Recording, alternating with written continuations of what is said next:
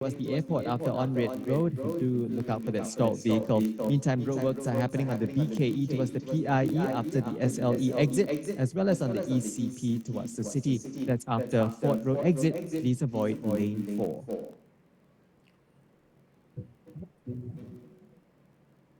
I'm Stanley Leong, and we are discussing on Money Mind disruptive times that leaders need to navigate. Now, I would liken them to like being hurricanes or cyclones. There's really no way of stopping them, and you can only prepare to minimize the risks and brace for impact. Now, my guest is Dr.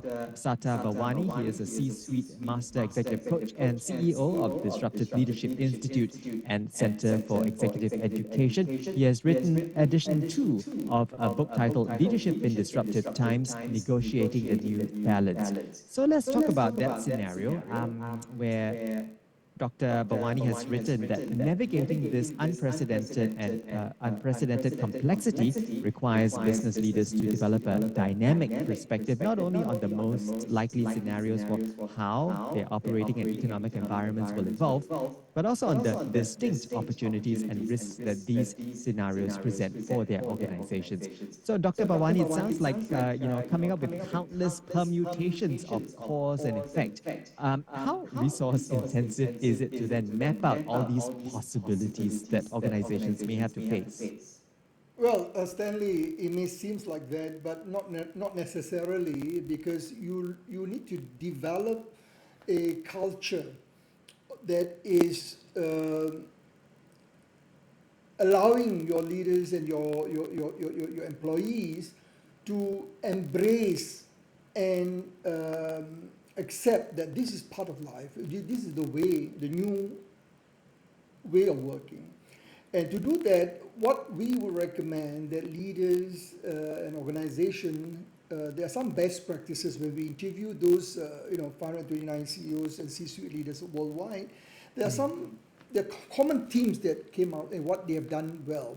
And also case studies like, for example, Microsoft, which Satya Nadella, the GM, the General Motors CEO, Mary Barra, Tim Cook of Apple, and Jamie Dimon of JP Morgan Chase. So all these leaders have been very successful in managing this disruption and crisis. So what are these? We have used an acronym called LEADER, LEADER. So L stands for leveraging on organizational learning. Learning, embed learning throughout the organization. So learn to unlearn, relearn, and prepare to allow people to fail, as I said earlier. So then E stands for embedding the organizational culture of innovation driven.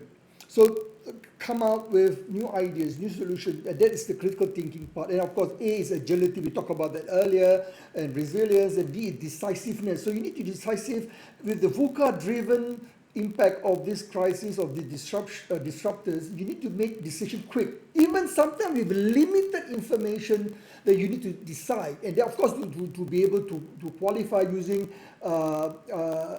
algorithm, the big data to ensure minimize the risk. And then E stands for empathy. And this is really clearly demonstrated by Satya Nadella of Microsoft. And how do you create that as an important leadership skill? And I coach a lot of CEOs and C-suite leaders to develop that. That's very important. And lastly, of course, how do you deploy? R stands for resources. So how do you deploy the resources? Look at people over process and technology. So don't just focus on technology. The people are the one who make it happen. So how do you put people at the center? Employee-centric strategy. So this model called LEADER, you can get it from my website. It's available, disruptiveleadership.institute. All the models and all the framework that I talk about in this interview is available. I'll make it available for free on the website. All right, so a recap would be LEADER, and the acronyms, they would stand for learning, embedding organizational culture to be innovation-driven, agility, decisiveness, empathy, resource deployment, and also that stress on looking at people over process and technology. I'm a good student, and I'm taking notes actually while you're talking. Now, Professor, also you have written that we are now in an era of cumulative and extreme disruption. Is this the same as what some have called perma-crisis? We're permanently in a crisis? Well, in a way it is, because if you look at what's happening is the confluence of the various mega forces coming at the same time into play. And the word perma-crisis came to prominence because Collins Dictionary decided to name it the word of the year in 2022, last year. And because we look at after the pandemic, the fatigue people go through, then you have further volatility, uncertainty with the war in Ukraine and Russia, and then you have, of course, the other energy crisis and so forth. So we are going to enter we're not going to have a stable new normal, okay? A lot of people talk about new normal or the next normal, but the reality is not going to be stable. So we need to be able to embrace and accept that there will be high level of uncertainty, volatility, complexity, ambiguity, fragility, unpredictability, because it's a VUCA world that we are living in, and decisions have to be taken very quickly. So if I may give a real life example, Stanley, very quickly. Please, yes. In UK, United Kingdom, it's a very interesting. So people say, oh, they are going through perma-crisis as a post-Brexit. It's the only place in the world on record. You have 5 prime ministers in 6 years. So you have David Cameron in 2016. Resigned because he lost the Brexit vote referendum, and then Theresa May came on board, became the Prime Minister in 2017, and she lost the party control in House of Commons. Then Boris Johnson, the charismatic Boris Johnson, came in 2019, and his character. I mean, during the pandemic, he did not stick to his government regulations about social gathering. So what Through a he party, did, yeah? yeah, he threw a party. He went 2 of them. He lied, and then eventually they caught him, and he resigned. Then you have in 2022, you have Liz Truss replace Johnson, but she is the most interesting in less than 6 weeks, and her failure because she promised the electorate, the people, the British citizens, that there will be economic reform without cutting of public spending. But the reality doesn't work that way, and that because of a plan, the inflation rose to 10%, and then you're rising energy prices because of the Russian invasion of Ukraine, impacting on energy prices in Europe and UK, and then the financial market crash, the pound crash, the mortgage rate soaring, and then eventually she has to resign. And of course, She was known to be wishy-washy as well for some of yes, those policies. exactly. She doesn't have the charisma compared to what we, look at Elizabeth, Jacinda Ardern of New Zealand, and also Theresa May. But what is interesting now, we have Rishi Sunak. It looks okay for now. But we yet to see what's going to happen. We do not know of all this new confluence. So the perma-crisis is real. And it's going to be more, Stanley, because you're going to expect the economic slowdown. To what extent it's going to be into a global recession, we don't know. We're still yet to see the impact.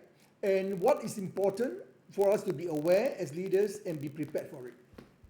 And since we are talking about crisis, couldn't help but notice also that in your book, you talk about the crisis leadership model, the CRISIS leadership model, and you've devised this. Tell us how leaders can stand up to crises, not crisis, but crises, plural.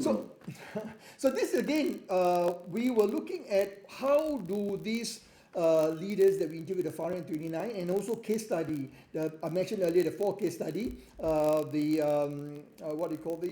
Microsoft Satya Nadella, Mary Barra of GM, Tim Cook of Apple, and Jamie Dimon of JP Morgan. And there are certain characteristics. Number 1, C stands for the crisis acronym. C stands for communicate. They communicate empathetically, be very purposeful, very clear. Articulate very clearly what's the vision, how do you get out of the crisis, and then the resilience. The R stands for resilience. They're calm, compassionate, reflective. Again, they're engaging the people. The I stands for the intelligence. How do you use big data, AI, for decision making? And you're going to see this going to play a lot in bank, for example, RPA, robotic process automation, and we talk about AI is impacting almost all industry, all business. And S stands for shifting the mental model to demonstrate disruptive mental agility, to think, challenge a mental model, to come up with new solution. I stands for inspiring, how to be courageous, persevere, globetrot. This is Satya Nadella and Mary Barra. Satya Nadella is during Microsoft, when he took over Microsoft 2014, Microsoft was going through a major crisis because they are losing market share and the cloud computing is taking over part of the business, and he decided to transform and shift. And the other, shift the organization to become the global leader in cloud computing. So he's transforming the organization, and it's very inspiring if you listen to him and if you listen to his interview or speeches. And Mary Barra as well, inspiring because in GM faced huge recall because of some of the problem with the cars, and even led to accidental death. But she was inspiring, communicating, talking to the employees, talking to internal stakeholders, and lastly, S stands for set the recovery path. So where we are, where do you want to go, and how do we get there? 3 questions: strategy, any crisis management strategy. We need to reflect where we were, what lessons can we learn, like pandemic. Let me tell you, Stanley, we're going to face the next pandemic, could be the bird flu, and I'm very worried. Our company's ready, our country's ready, and this is the concern that the Director General of WHO says, that there will be more pandemic. So we have to be prepared. So this is the crisis model. We have to be prepared. We've spoken about some of these attributes that leaders need: agility. We can't talk enough about resilience as well. Any other critical leadership skills that leaders need to have for today, for tomorrow's leadership? Yeah, I think one of the important, what I mentioned earlier about connective readiness, about stakeholder management. So you need, during disruption, you have internal, external stakeholder, all have very different, varying interests. So you need to manage, stakeholder management is very important skill. Then you have sense making. How do you connect the dots and see the bigger picture? You know, there's so many factors, disruptive factors coming in. How do you connect the dots to make sure that you see the whole picture and you see the forest, not the trees? And then, of course, one of the most important, as I mentioned earlier, how do we use intuition? Now, what I mean by that, check your gut feeling. You know, it's important, but don't let your gut feeling rule your mind. What I mean is that, yes, we look at facts. Sometimes we look at past experience. So you need to have a balance of both. So we need to see, these are some of the skills. We call it connective readiness. And again, in my website, all these are given away free. They can check it out. Yeah. All right. And for listeners who are interested in getting a copy of your book, how may they do so? Well, on my website, the _leadership.institute, we have various ways. One, of course, through the publisher Business Expert Press. Their link is there. Amazon, Barnes & Noble, Goodreads. And, of course, in Singapore, we have the books made available at Kinokuniya, yeah, and the bookstore. And, of course, the National Library of Singapore is very kind to ensure that all my books are available for the public so they can get it, and of course, if for corporate who wants bulk discount, purchase, yes. They can reach out to us and we will provide that information. All right.